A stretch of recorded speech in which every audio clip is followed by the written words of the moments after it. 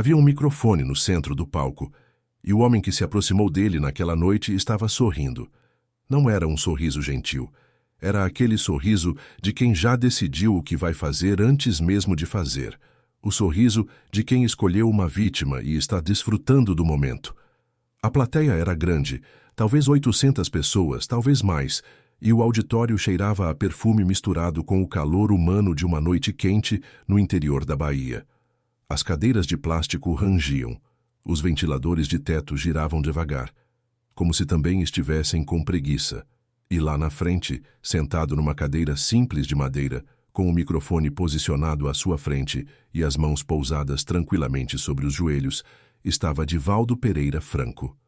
80 e poucos anos, cabelo completamente branco, terninho escuro, camisa clara, gravata modesta, os óculos com armação fina que ele usava desde jovem. E os olhos, como sempre, levemente irônicos e completamente presentes, como se estivesse vendo não apenas as pessoas na sala, mas algo que ficava um pouco atrás delas. O homem com o sorriso pegou o microfone e disse, com a voz amplificada por toda a sala, que queria fazer uma pergunta séria. Disse que havia lido que Divaldo Franco acreditava em espíritos, em vidas passadas, em comunicação com os mortos, e que tudo isso já era, convenhamos, bastante difícil de engolir para uma mente racional. Mas o que ele queria saber, e aí houve uma pausa calculada, uma pausa de ator ensaiado, era se Divaldo também acreditava em extraterrestres. Porque havia ouvido dizer que sim. E se fosse verdade, aquilo provava definitivamente que estavam diante não de um médium, não de um sábio, mas de um senhor muito criativo com uma imaginação muito fértil. Alguns riram, não todos, mas alguns riram, e Divaldo Franco olhou para o homem por um longo momento sem dizer nada. Depois disse com uma voz absolutamente calma que a pergunta era excelente e que ia respondê-la com todo o prazer, mas que antes precisava pedir ao rapaz que ficasse com ele até o final, porque o final, esse sim, ia ser interessante. Fica com essa história até o final, porque o que Divaldo disse naquele auditório não foi uma defesa, não foi uma esquiva, não foi o tipo de resposta que se espera de alguém sendo ridicularizado em público. Foi outra coisa. Foi o tipo de resposta que faz a sala inteira parar de respirar. E eu já vi esse tipo de silêncio antes, mas não era comum. Silêncio desses é raro. Silêncio desses fica na memória de quem estava presente por décadas. Mas para você entender o que aconteceu naquela noite, eu preciso te contar quem era esse homem sentado naquela cadeira de madeira. Preciso te levar um pouco mais atrás. Era 1927. Salvador da Bahia tinha pouco mais de 300 mil habitantes e as ruas do bairro de Brotas, onde a família Franco morava, eram de terra batida na época das chuvas e de poeira fina na época da seca. A casa era pequena, mas a família era grande, como eram todas as famílias do bairro, e o pai de Divaldo carregava o peso de sustentar a todos com o que conseguia juntar de trabalho esporádico. Divaldo nasceu em 5 de maio daquele ano, e desde cedo era diferente. Não diferente da maneira que os pais gostam de contar, não o tipo de diferença exagerada pela memória afetiva. Diferente de verdade, de uma forma que assustava. Ele via coisas. Tinha crises que a família não sabia nomear, e que o colocavam numa fronteira entre dois mundos, como se parte dele estivesse sempre em outro lugar. Os médicos da época chamavam de epilepsia, de histeria. A mãe chamava de graça de Deus, e tinha medo. O pai não chamava de nada porque preferia não pensar no assunto. Quando tinha 7 anos, Divaldo começou a frequentar o Centro Espírita Caminho da Redenção, no bairro onde moravam, levado pela mãe que buscava em toda parte alguma explicação para o filho que amava e não entendia. E foi ali, naquela sala simples com cadeiras de palha e uma mesa coberta com toalha branca, que algo aconteceu. Algo que Divaldo nunca mais deixou de ser. Ele não ficou espírita por crença, ficou por experiência. Porque as coisas que via e ouvia desde criança, aquelas visões que assustavam a família e confundiam os médicos, de repente tinham um nome, um contexto, uma explicação que, certa ou errada, fazia sentido. Tinha 17 anos quando começou a trabalhar formalmente como médium. 18, quando conheceu Nilson de Souza Pereira, o companheiro de uma vida inteira e o administrador do que viria a ser o maior projeto de ambos. Juntos, em 1952, fundaram a Mansão do Caminho em Salvador. Uma salinha de fundos em Brotas, 2 rapazes jovens e sem dinheiro, carregando caixas de livros e cadeiras emprestadas. A Mansão do Caminho de 1952 era uma ideia. A de hoje é uma cidade dentro da cidade. Escola, clínica médica, atendimento odontológico, assistência social, lar para crianças em situação de risco, lar para idosos, cursos profissionalizantes, mais de 1.000 crianças e adolescentes assistidos, não com dinheiro do governo nem patrocínio corporativo. Com trabalho voluntário e com os direitos autorais dos mais de 250 livros que Divaldo psicografou ao longo da vida, todos doados integralmente à instituição. Divaldo Franco não ficou em Salvador. Saiu para o Brasil inteiro primeiro, depois para a América Latina, depois para a Europa, depois para a Ásia. Mais de 60 países ao longo da vida, conferências em Portugal, na Espanha, no Japão, nos Estados Unidos. Sempre o mesmo homem, sempre o mesmo terninho discreto. Sempre aquela voz que começa devagar e vai crescendo como uma maré que ninguém percebe subindo até estar molhado até o pescoço. Em cada lugar enfrentou versões diferentes do mesmo desafio. O ceticismo intelectual, o ridículo da academia, o desdém do secularismo moderno para com tudo que não possa ser medido em laboratório. Foi confrontado por filósofos, psicólogos, físicos, jornalistas. Respondeu a todos. Nunca perdeu a compostura, nunca levantou a voz. E raramente deu a resposta que o interlocutor estava esperando. Porque Divaldo Franco aprendeu, cedo e de forma definitiva, que a resposta que o outro está esperando é sempre a resposta errada. Por baixo da pergunta filosófica, há sempre uma ferida pessoal. Por baixo do ceticismo agressivo, há sempre um luto que não foi processado, uma fé que foi traída, um medo que não tem nome. Mas naquela noite, naquele auditório no interior da Bahia, a coisa tinha um ingrediente a mais. Porque o homem com o microfone não estava apenas sendo cético, estava sendo cruel diante de uma plateia. Havia no sorriso dele uma qualidade que não era só arrogância intelectual. Era exibicionismo. Era o desejo de humilhar. Para entender o que aconteceu naquela noite, você precisa entender quem era o homem com o microfone. Eu vou chamá-lo de Rodrigo, porque o nome verdadeiro não importa para o que ele representa. Rodrigo tinha uns 40 anos. Professor universitário, área de filosofia da ciência, publicações em revistas acadêmicas que ninguém fora do meio lia, o tipo de currículo que impõe respeito num ambiente muito específico e causa indiferença absoluta em qualquer outro. Era inteligente, genuinamente inteligente, mas era daqueles que transformaram a inteligência numa armadura em vez de numa ferramenta. Tinha a voz afiada de quem passou anos em salas de aula onde ninguém pode interrompê-lo. Tinha o hábito de sorrir levemente enquanto o outro fala, não de concordância, mas de quem já identificou o erro e está aguardando o momento certo de apontá-lo. Rodrigo não era espírita.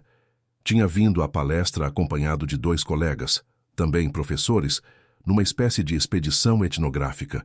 Haviam falado sobre o assunto no corredor antes de entrar, sobre o fenômeno sociológico das crenças paranormais, sobre a fragilidade cognitiva dos adeptos, sobre o papel dessas instituições como mecanismo de controle social. Era o tipo de conversa que soa muito erudita e que seria muito envergonhadora se os adeptos em questão pudessem ouvir. Mas havia algo que Rodrigo não havia contado para os colegas.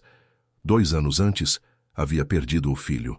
Um menino de 8 anos, leucemia, 7 meses do diagnóstico ao fim, 7 meses que Rodrigo passou entre o hospital e o apartamento, entre os exames e os corredores brancos, entre a esperança que os médicos calibravam cuidadosamente para não ser crueldade e o medo que ele calibrava da mesma forma para a esposa. O menino morreu numa terça-feira de março, com chuva fina lá fora e o sol aparecendo logo depois como uma ofensa. E Rodrigo saiu do hospital caminhando sem saber onde estava indo e caminhou por mais de 2 horas pelo centro da cidade sem sentir os pés. Depois do filho, ele se fechou. Não para a tristeza que ficou, mas para qualquer coisa que pudesse parecer consolo, porque consolo parecia desonestidade. Aceitar conforto de qualquer natureza seria para ele uma forma de fingir que a dor era menor do que era, de fingir que o mundo fazia sentido de alguma forma que ele pudesse suportar. E a única coisa que havia encontrado que combinava com o tamanho do vazio era o niilismo. A certeza absoluta de que não havia nada além, de que o menino havia simplesmente parado, de que a consciência é química e a química dissipa e pronto, acabou, e que qualquer narrativa diferente disso era uma mentira reconfortante para quem não teve coragem de encarar a verdade. Então, quando Rodrigo se levantou naquela noite com o microfone na mão, não estava apenas fazendo uma pergunta filosófica sobre extraterrestres. Estava fazendo algo mais urgente e mais desesperado do que isso. Estava testando, estava empurrando, estava, à sua maneira particular e ruidosa, pedindo. Divaldo Franco olhava para ele com aqueles olhos levemente irônicos e completamente presentes, e via tudo isso. Na manhã antes da palestra, Divaldo havia ido a pé até a praça principal da cidade. Comprou um caldo de cana num carrinho. Sentou num banco de madeira debaixo de uma amendoeira enorme. Ficou ali por quase 1 hora, olhando o movimento da praça, os velhos jogando dominó numa mesa de cimento, as crianças correndo. Um cachorro vira-lata dormindo na sombra com aquela beatitude absoluta que só os cachorros conseguem. Uma das voluntárias da organização que havia montado a palestra, uma mulher de uns 45 anos, chamada Dorinha, passou pela praça e o encontrou ali. Ficou sem jeito de interromper, mas Divaldo a viu e acenou, e ela se aproximou e sentaram juntos por um tempo sem falar nada. Depois Dorinha disse que havia ouvido que alguém da cidade pretendia causar confusão na palestra. Um professor. Ela estava preocupada. E Divaldo disse, com toda a tranquilidade do mundo, que não havia necessidade de preocupação, que quando alguém se dá o trabalho de ir até uma palestra para fazer uma pergunta difícil, essa pessoa está prestando uma grande honra a quem vai respondê-la, porque significa que ainda está buscando. E enquanto alguém ainda está buscando, ainda há esperança. Dorinha não entendeu completamente o que ele quis dizer, mas guardou as palavras. E anos depois, quando contou essa história, disse que foi naquele momento, naquela praça, que ela entendeu que Divaldo Franco via as pessoas de um lugar que a maioria de nós não consegue acessar. Naquela madrugada, antes de dormir, Divaldo havia acordado com a imagem de uma criança, um menino, moreno, olhos escuros, um sorriso que ele descreveu mais tarde como impaciente, o sorriso de quem quer logo o que está esperando. Ficou com essa imagem por um tempo e depois a deixou ir, como fazia com todas as coisas que chegavam sem endereço definido. Talvez não fosse nada. Talvez fosse. A palestra de Divaldo durou quase 2 horas. Quem já o ouviu sabe. Ele não usa a apresentação de slides, não depende de roteiro impresso. Ele fala. Fala com aquela voz que começa num volume quase intimista e vai ganhando corpo com a emoção, não com o volume. Fala sobre amor, sobre morte, sobre o que fica depois que o corpo vai, sobre os que partiram e os que ficam. Conta histórias de pessoas que conheceu no mundo inteiro. Cita Kardec e Teilhard de Chardin, Freud e Swedenborg, São Paulo e Platão. Mistura tudo com uma leveza que parece improviso, mas que é, na verdade, o resultado de décadas de pensamento. Naquela noite específica, falou sobre o medo.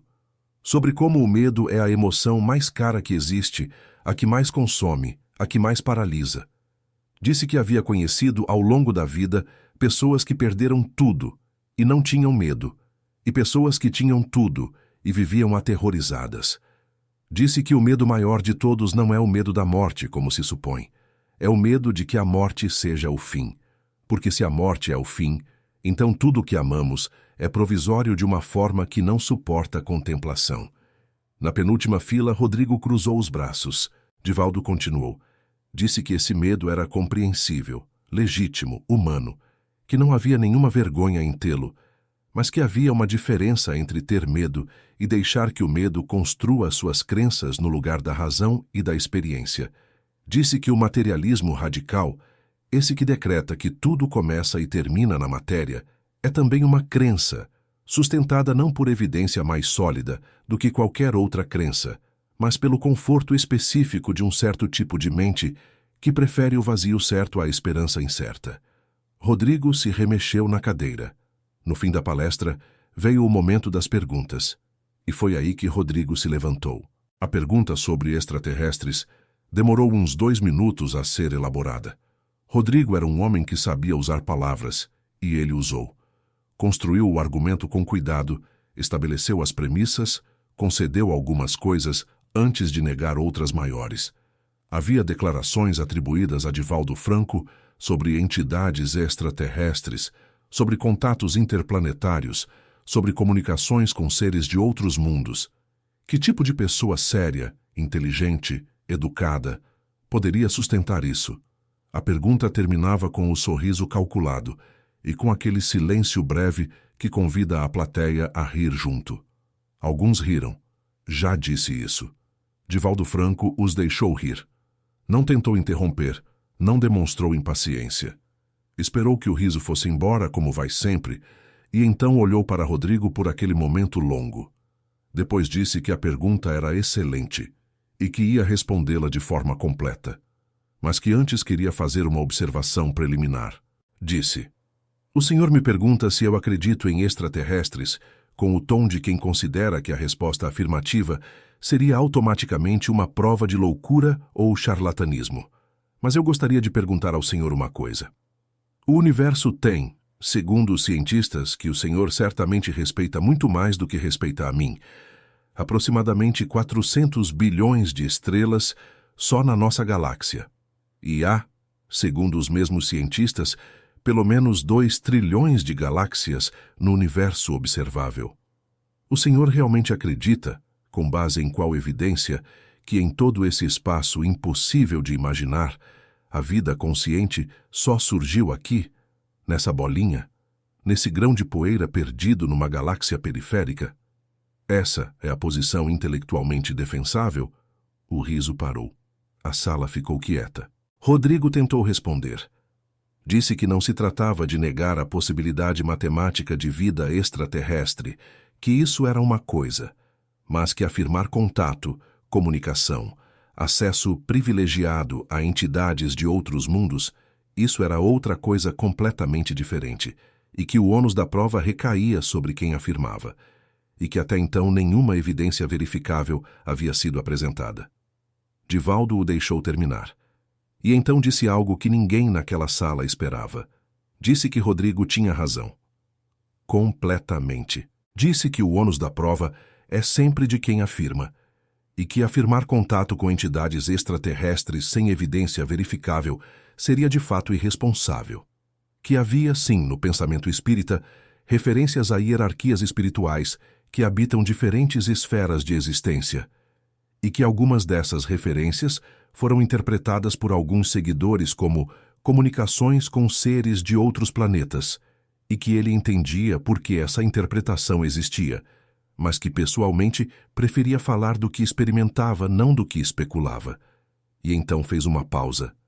Disse: "Mas eu gostaria de falar sobre algo diferente agora, se o senhor me permite, porque eu olho para o senhor e vejo um homem inteligente fazendo uma pergunta que não é sobre extraterrestres.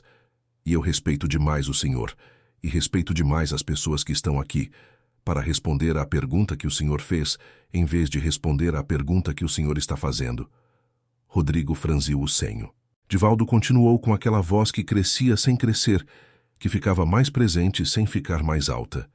Disse: "A pergunta que o senhor está fazendo por baixo das palavras sobre extraterrestres e ônus da prova é a seguinte: isso que Divaldo Franco prega faz algum sentido para um homem que perdeu alguém que amava muito e não consegue encontrar nenhum consolo? É isso, não é?" O silêncio que se fez foi diferente de todos os outros silêncios daquela noite. Rodrigo não disse nada. Divaldo disse: "Eu não sei o nome de quem o senhor perdeu. Não me foi dado saber isso. Mas eu sei que o senhor carrega um peso que não consegue compartilhar com ninguém, porque o senhor construiu uma identidade em torno da ideia de que não há o que compartilhar. Porque se há algo além, então a dor tem sentido. E se a dor tem sentido, então o senhor precisaria olhar para ela de um jeito diferente. E isso assusta mais do que o vazio. Na sala, alguém soluçou. Rodrigo estava imóvel.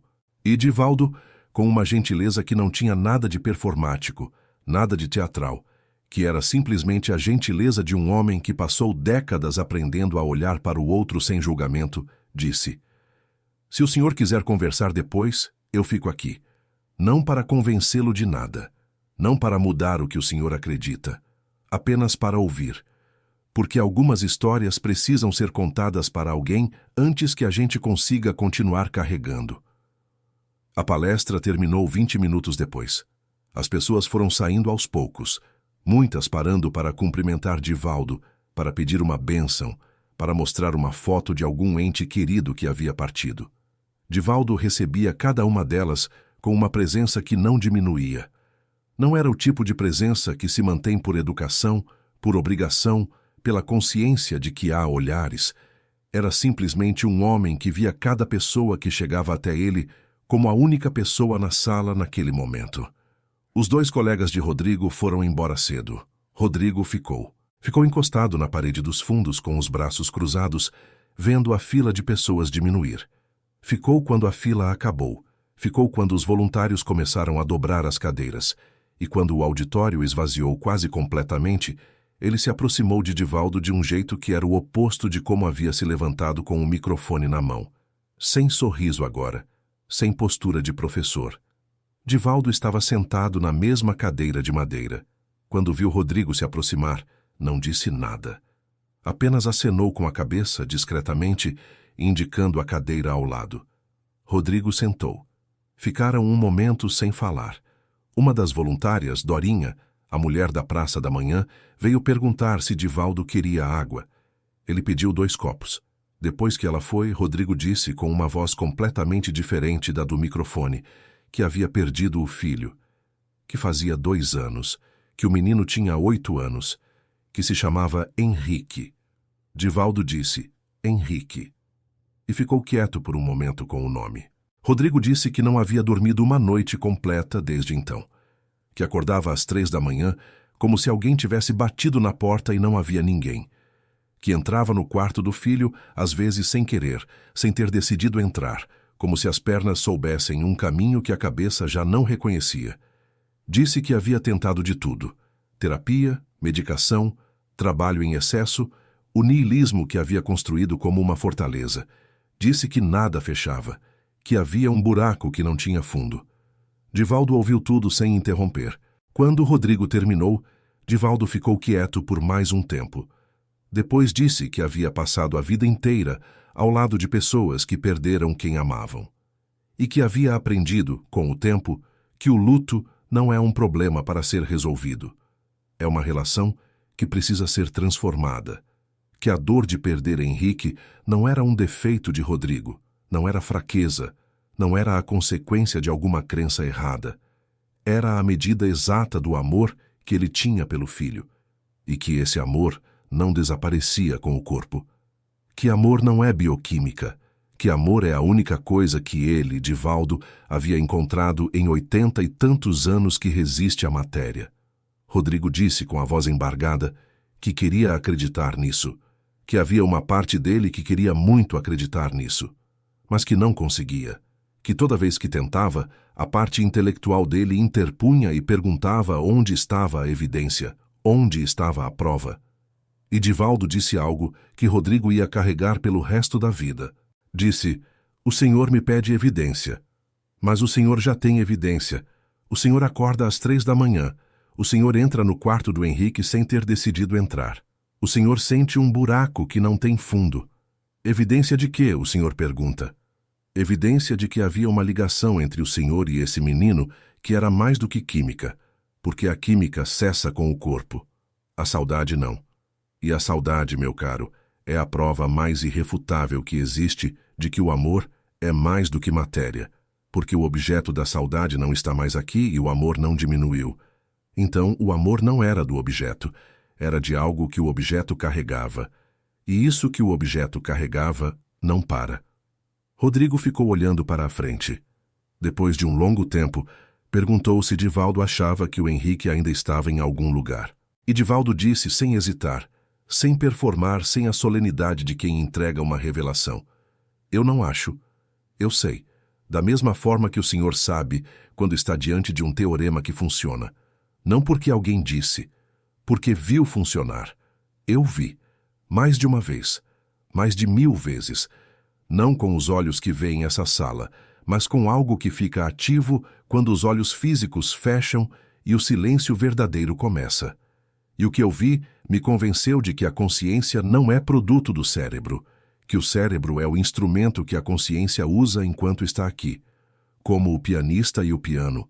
Quando o piano quebra, o pianista não morre. Procura outro piano.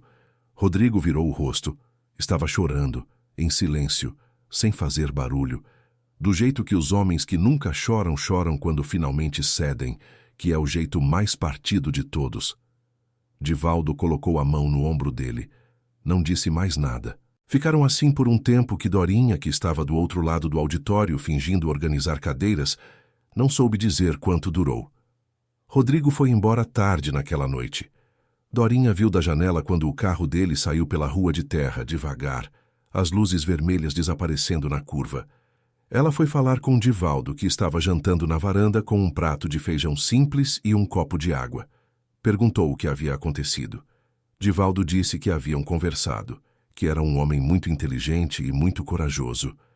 Dorinha disse que havia estranhado, que no começo da noite, com o microfone, ele parecia tão hostil. Divaldo disse que hostilidade desse tipo nunca é sobre o que parece, que quando alguém vai ao trabalho de atacar uma ideia com tanta energia, quase sempre é porque a ideia tocou em algo que dói, e que tocar em algo que dói, mesmo que seja pela via do ataque, já é o começo de um caminho. Nos meses seguintes, Rodrigo não virou espírita. Não foi à sessão, não começou a frequentar centro, não abandonou a filosofia da ciência. Mas algumas coisas mudaram, silenciosamente, da forma como as coisas verdadeiras mudam, sem anúncio, sem ruptura dramática. Ele foi ao quarto do Henrique uma manhã de domingo, não sem querer desta vez, mas de propósito, com um café na mão, e ficou lá sentado por 2 horas. Tirou uma caixa de debaixo da cama e ficou olhando os desenhos do menino, os cadernos de escola, uma coleção de tampinhas de garrafa que o Henrique guardava com uma seriedade que sempre havia feito Rodrigo rir. Ficou ali e chorou, mas desta vez de um jeito diferente. Não o choro que fecha, que sufoca, que termina em nada. O choro que abre, que deixa passar. Semanas depois, Rodrigo foi conversar com a esposa sobre o Henrique. Conversar de verdade, não o tipo de conversa funcional e cuidadosa em que os dois andavam há 2 anos, pisando em ovos ao redor do nome. Contou que havia ido à palestra de Divaldo Franco com a intenção de desmontar o argumento, e que havia saído com o argumento intacto e ele desmontado. A esposa riu, um riso que ele não ouvia há muito tempo. Ficaram conversando sobre o Henrique por horas, relembrando, rindo de algumas coisas e chorando de outras. E quando terminaram, Rodrigo sentiu pela primeira vez em 2 anos que havia dormido antes mesmo de chegar na cama. Divaldo Franco continuou fazendo o que sempre fez. Voltou para Salvador na manhã seguinte, foi para a mansão do caminho. Sentou na cadeira dele, abriu o caderno e esperou. Esperou que os espíritos viessem. E eles vieram, como sempre vinham. Ao longo dos anos que se seguiram, deu centenas de outras palestras em dezenas de outros países. Foi interpelado por outros Rodrigos, com outros microfones, com outros sorrisos calculados. Respondeu a todos com a mesma paciência que vem não de temperamento, mas de convicção. De uma fé tão profunda que não precisa se defender porque não tem medo de ser testada. Quando perguntavam a ele sobre as críticas, sobre os que o chamavam de charlatão, de manipulador, de explorador da fé alheia, ele respondia que as críticas eram necessárias, que sem crítica não há purificação, e que purificação era sempre bem-vinda, que os que atacavam estavam fazendo um favor, mesmo sem saber, que o ouro se prova no fogo, não na vitrine. Tem um detalhe dessa noite que quase ninguém sabe. Dorinha contou muitos anos depois, já velha, para uma sobrinha que era espírita e que havia perguntado sobre aquela noite específica. Ela disse que naquela manhã na praça, quando conversaram antes da palestra, havia perguntado a Divaldo se ele tinha algum pressentimento sobre o que ia acontecer, se havia recebido alguma mensagem, alguma intuição. E Divaldo havia ficado quieto por um momento, olhando os velhos jogarem dominó, o cachorro na sombra. Depois havia dito quase para si mesmo que havia acordado naquela madrugada com a imagem de uma criança. Um menino, moreno, olhos escuros, um sorriso impaciente, o sorriso de quem quer logo o que está esperando. Que havia ficado com essa imagem por um tempo e depois havia deixado ir, como fazia com todas as coisas que chegavam sem endereço definido. Que talvez não fosse nada. Que talvez fosse. Dorinha não havia entendido aquilo na hora, só entendeu muito depois quando soube o nome do filho de Rodrigo. Henrique. Ela nunca chegou a perguntar para Rodrigo se o menino era moreno com olhos escuros e um sorriso impaciente. Teve medo de perguntar, ou medo de receber a resposta, não sabia direito qual dos dois. Mas a pergunta ficou nela, e o nome ficou. E a imagem de dois homens sentados em cadeiras de madeira num auditório vazio, um sem palavras e o outro com todas as palavras que faltavam, ficou. Porque tem coisas nessa vida que não tem explicação que caiba em palavras, que não tem prova que caiba em artigo acadêmico, que não tem argumento que convença quem não está pronto para ser convencido e que não precisam de nenhum argumento para convencer quem já passou pela experiência que convencem. E Divaldo Franco sabia disso. Sabia de uma forma que vinha não de leitura, não de estudo, não de teoria. Vinha de uma vida inteira de serviço, de olhar para o outro, de ouvir o que não está sendo dito, de ficar presente quando o mundo inteiro preferiria olhar para outro lado. Esse homem nascido em Brotas, na Bahia, em 1927, que nunca cobrou pelo que dava, que doou tudo que recebeu, que respondeu a todas as perguntas sem nunca perder a paciência ou a gentileza, não deixou um legado de doutrina, deixou um legado de postura. A postura de quem acredita que todo ser humano, sem exceção, merece ser olhado com cuidado, que por baixo de toda a hostilidade há uma ferida, que por baixo de toda a arrogância há um medo, e que a resposta correta para a ferida e para o medo nunca é o argumento, é a presença. E agora eu te pergunto uma coisa, e eu quero que você pense antes de responder. Não responda de impulso. Pense. Você já esteve do lado de Rodrigo? Já fez uma pergunta que parecia ser sobre uma coisa e era sobre outra completamente diferente? Já se escondeu atrás de um argumento intelectual porque olhar direto para a dor parecia impossível? Eu não sei a sua resposta. E sinceramente não preciso saber, porque a beleza dessa história não está na resposta certa sobre extraterrestres. Não está na teologia espírita ou na filosofia da ciência. Está em algo muito mais simples e muito mais raro, um velho de terninho escuro que olhou para um homem com microfone e sorriso calculado e enxergou por baixo de tudo aquilo um pai com saudade do filho. E teve a coragem de dizer isso em voz alta, diante de 800 pessoas, sem certeza nenhuma de como o outro ia reagir. Isso é o que Divaldo Franco fez a vida inteira. E é por isso que histórias como essa precisam ser contadas. Para que a geração que vem depois da nossa saiba que existiu um homem no Brasil que viveu não para convencer, mas para acolher, não para provar, mas para amar, não para ter razão, mas para fazer com que o outro se sentisse menos sozinho no peso que todo ser humano carrega enquanto está aqui. Se esse vídeo tocou alguma coisa em você, compartilha com alguém que precisa ouvir, porque o amor não morre, e as histórias de quem amou de verdade também não.